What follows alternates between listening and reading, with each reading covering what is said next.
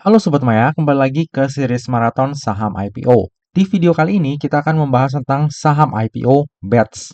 Nah, jadi PT BETS Multi Global atau BETS ini adalah perusahaan yang menyediakan solusi terintegrasi dalam penjualan dan penyewaan genset serta layanan konstruksi dan pemeliharaan infrastruktur telekomunikasi. Kantor pusatnya sendiri berada di Jakarta Pusat, sementara fasilitas gudangnya itu ada di kawasan industri modern Cikande, Banten. Nah, ini adalah ringkasannya yang akan kita bahas satu persatu. Nah, jadi pilar bisnis utama dari BETS ini ada dua, Sobat Maya. Yang pertama energi, yang kedua telekomunikasi atau konektivitas. Jadi untuk divisi genset atau energi, kegiatan usaha utamanya itu adalah penjualan dan penyewaan generator set atau genset.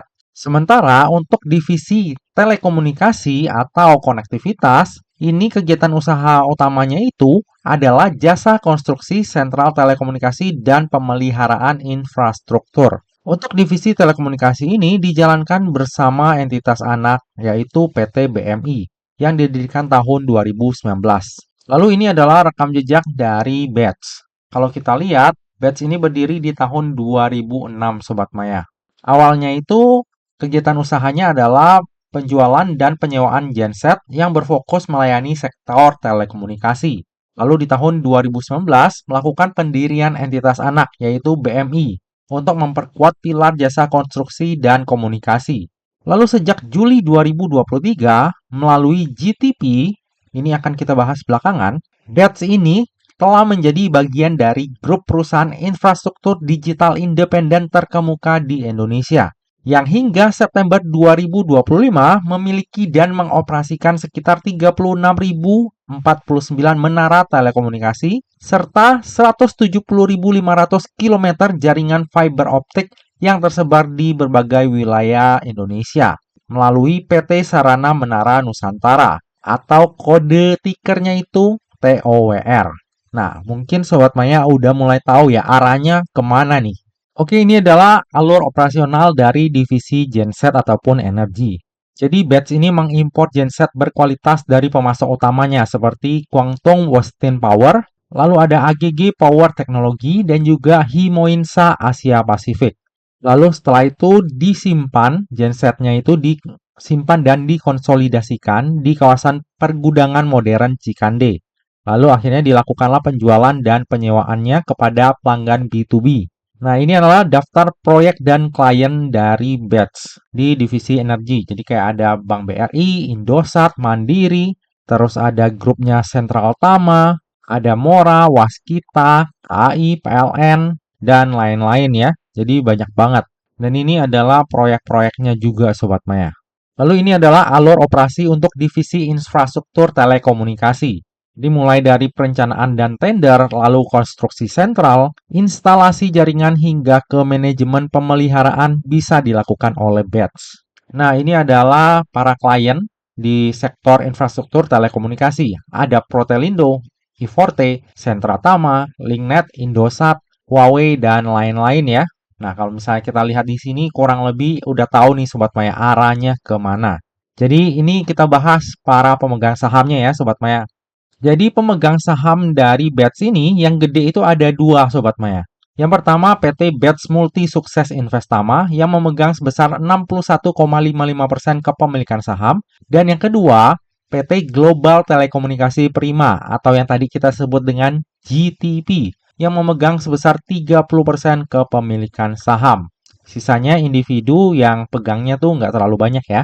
Nah, di sini menariknya karena PT Global Telekomunikasi Prima atau GTP tadi ini adalah part of Jarum Group. Jadi kita lihat di sini sobatnya. Pada tanggal 7 Januari 2026, pemegang saham perseroan yaitu GTP dan juga BMSI ini telah menandatangani perjanjian opsi. Yang saya singkat aja, nantinya kepemilikan dari BMSI itu akan diserahkan kepada GTP. Sehingga nantinya GTP ini akan mempunyai kepemilikan saham sebesar 51%. Kalau kita lihat di sini, sebelumnya itu 30% ya Sobat Maya. Nantinya setelah IPO bakal menjadi 25,48%. Nah, dengan adanya opsi tersebut, maka ini akan meningkat menjadi 51%. Ambilnya dari mana? Ambilnya dari BMSI. Nah, mekanismenya nanti akan jadi seperti ini, Sobat Maya. Jadi, BMSI ini akan menyerahkan saham opsinya melalui mekanisme crossing di pasar nego nantinya. Lalu GTP ini membeli dan menerima saham opsi melalui mekanisme crossing dan melakukan pembayaran atas harga jual saham opsi kepada BMSI. Nah, GTP ini Yubonya adalah Bapak Martin Basuki Hartono dan juga Bapak Victor Rahmat Hartono. Nah, kita tahu sendiri ya, mereka berdua adalah putra mahkota dari Jarum Group. Jadi dengan kata lain, BETS ini nantinya kepemilikan saham terbesar dan kepengendaliannya itu akan menjadi milik Jarum Group. Makanya kalau misalnya kita lihat klien-klien dari BETS, itu banyak juga perusahaan-perusahaan yang merupakan bagian dari Jarum Group, Sobat Maya. Kayak Forte, terus Protelindo, terus tadi TOWR, itu semuanya bagian dari Jarum Group. Jadi sinerginya dapat banget. Nah, nantinya setelah dilakukannya opsi tadi ya, maka kepemilikan sahamnya menjadi seperti ini. GTP itu memegang sebesar 51%, sementara BMSI itu memegang 26,77%. Sementara yang di IPO-kan itu sebesar 15,06% dari modal ditempatkan dan di store penuh. Dan bagi saya pribadi, dengan adanya pelaksanaan opsi ini membuat IPO-nya BETS jadi menarik banget. Oke, lalu kalau misalnya kita melihat dari sisi jajaran komisaris direkturnya, di sini ada komisaris utamanya yaitu Ibu Anita Anwar. Nah, kalau misalnya kita lihat Ibu Anita Anwar ini udah menjadi komisaris direktur di banyak PT-nya Jarum Group ya, Sobat Maya. Kayak sekarang di Protel itu menjadi wakil direktur utama, lalu di Data yang udah diakuisisi oleh Jarum ini juga menjadi komisaris utama. Lalu di TOWR juga menjadi direktur dan ya pengalaman beliau tuh udah banyak banget ya di industri ini. Hal ini pun semakin mengokohkan posisi Jarum sebagai pengendali di BETS. Oke, lalu berikut ini adalah struktur IPO dari BETS. Jadi, sebanyak-banyaknya sebesar 615 juta lembar saham atau mewakili sebanyak 15,06% dari modal ditempatkan dan di store penuh yang akan ditawarkan kepada masyarakat. Untuk harga penawarannya sendiri berkisar antara 400 hingga 500. Sehingga dana yang akan diraup dari IPO-nya BETS ini adalah sebanyak-banyaknya sebesar 307 miliar. Nantinya dana IPO tersebut akan digunakan untuk tujuan-tujuan sebagai berikut. Yang pertama, sekitar 91 miliar ini akan dipakai untuk pembayaran sebagian utang kepada PT Bank Permata. Lalu sisanya sekitar 213 miliar ini akan digunakan untuk modal kerja, yaitu pembayaran kepada pemasok dalam rangka pembelian genset untuk dijual maupun disewakan. Nah, untuk tujuan penggunaan dana IPO-nya ini menurut saya ya standar aja ya Sobat Maya. Karena dari kemarin tuh kita udah lihat ya semua penggunaan dana IPO-nya itu ada tujuan penggunaannya itu untuk pembayaran hutang. Nah, BETS ini salah satu yang termasuk juga ya, pembayaran hutang juga. Sementara sisanya itu seluruhnya dipakai untuk modal kerja. Jadi ya standar aja untuk tujuan penggunaan dana IPO-nya. Oke, lalu berikut ini adalah laporan laba rugi dari BETS. Dan menurut saya ini laporannya wow banget ya. Jadi di tahun 2023, pendapatan dari BETS ini adalah sebesar 1 triliun. Lalu di tahun 2024 naik menjadi 1,2 triliun. Dan di tahun 2025 naiknya lebih signifikan lagi Sobat Maya, menjadi 1,7 triliun. Jadi kenaikannya sangat signifikan ya. Dan kalau misalnya kita lihat bottom line-nya, yaitu laba bersihnya juga naik dari tahun ke tahun. Dan naiknya ini lipat-lipat ya, Sobat Maya ya. Bukan naik 10-20% lagi, tapi lipat-lipat. Jadi dari sisi laporan laba rugi, menurut saya BETS ini adalah yang terbaik ya di periode kali ini yang udah saya review. Ini sih laporan laba ruginya sih mantep banget ya. Udah keren banget nih Sobat Maya. Nanti kita lihat valuasinya di belakang. Nah, kalau misalnya kita breakdown, untuk segmen operasinya sendiri, penjualan dan penyewaan genset ini mendominasi ya untuk tahun 2025. Tapi untuk tahun-tahun sebelumnya, lebih mendominasi jasa konstruksi. Nah, nggak menutup kemungkinan di tahun 2026, baik dari penjualan dan penyewaan genset ataupun dari jasa konstruksinya, ini juga masih bertumbuh ya Sobat Maya. Apalagi kita tahu bahwa setelah IPO nanti itu Jarum Group yang bakal memegang kepengendalian di BETS ini. Jadi sinerginya harusnya makin gede ya ke depannya. Kita bisa lihat di sini, pihak ketiga itu masih mendominasi ya untuk pelanggannya dari BETS ini. Di tahun 2026 kalau ada nih ya, harusnya pihak berelasinya makin gede nih dan harusnya bisa meningkatkan kinerja dari BETS di masa mendatang. Oke, lalu berikut ini adalah kebijakan dividen dari BETS. Jadi walaupun BETS ini masih merupakan growth company, tapi dia itu juga rajin bagi dividen Sobat Maya. 3 tahun terakhir, BETS ini selalu bagi dividen ya, nggak pernah putus. Dan kalau misalnya kita lihat, dividennya ini masih yang make sense ya, dan rasionya ini sangat menarik di 50%. Jadi walaupun dia growth company, tapi dividen payout rasionya itu juga menarik.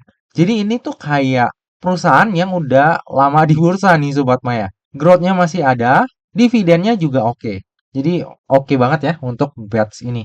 Nah, lalu yang akan menjadi underwriter di IPO-nya BETS ini adalah RDK Elite Sekuritas atau dengan kode brokernya AO. Nah, AO ini di 2023-2024 itu lumayan banyak mengawal saham IPO. Di 2025 dia absen. Di 2026 ini baru mulai lagi ya mengawal saham IPO BETS. Ini agak menjadi polemik ya Sobat Maya. Karena menurut saya pribadi BETS ini bagus banget. Tapi kinerja underwriter-nya itu agak kurang ya. Kalau misalnya kita lihat di tahun 2023 Fast ini tutupnya merah, Smil 2 kali arah, Gria tutup merah, Airgas tutup hijau, SMLE ini 2 kali arah, TOSK close hijau, Meja 1 kali arah, dan Part ini close hijau. Jadi kalau kita lihat masih ada saham yang dikawal oleh AO ini tutup di zona merah Sobat Maya. Sementara arahnya juga maksimal 2 kali. Padahal kalau misalnya kita lihat dari kinerjanya BETS ini bagus banget loh. Jadi agak polemik aja sih untuk underwriter-nya kurang greget. Tapi nggak menutup kemungkinan di IPO-nya BETS ini AO malah akan memecahkan rekor ya. Dan itu salah satu yang saya harapkan. Ya semoga aja bisa seperti itu ya karena perusahaannya bagus. Semoga aja underwriter-nya juga mendukung. Oke, lalu berikut ini adalah laporan keuangan dari BETS. Kalau kita lihat total asetnya selalu meningkat, begitu juga total liabilitasnya. Dan kalau kita lihat total ekuitasnya ini juga selalu meningkat ya dari tahun ke tahun. Dan hal ini wajar sih karena BETS sendiri masih bertumbuh, dia juga punya hutang yang dipakai untuk ekspansi usaha, jadi sangat wajar untuk laporan keuangannya ini. Dan bagi Sobat Maya yang concern terhadap daftar efek seri A, jika kita lihat dari sisi rasio utang dan juga sektor usahanya, maka BETS ini akan masuk ke dalam daftar efek seri A. Oke, lalu berikut ini adalah valuasi dari BETS di rentang harga IPO-nya, yaitu di antara 400 hingga 500. Jadi jika nantinya BETS ini listing di harga terendahnya, yaitu di harga 400, maka PI-nya itu akan berada di 10,5 kali, PBV-nya di 2,09 kali, dengan market cap sebesar 1,6 triliun. Sementara jika BETS ini listing di harga tertingginya yaitu di harga 500, maka PI-nya itu akan berada di 13,13 kali, PBV-nya di 2,42 kali dengan market cap sebesar 2 triliun.